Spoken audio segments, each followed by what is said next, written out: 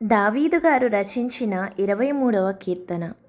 యెహోవా నా కాపరి, నాకు లేమి కలుగదు. పచ్చిక గల చోట్లను ఆయన నన్ను పరుండచేయుచున్నాడు.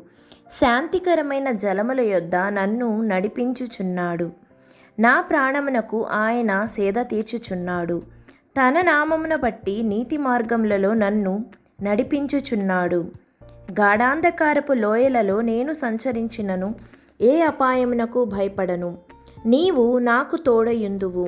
నీ దుడ్డుకర్రయు నీ దండమును నన్ను ఆదరించును. నా శత్రువుల ఎదుట నీవు నాకు భోజనము సిద్ధపరచెదవు. నూనెతో నా తల అంటియున్నావు.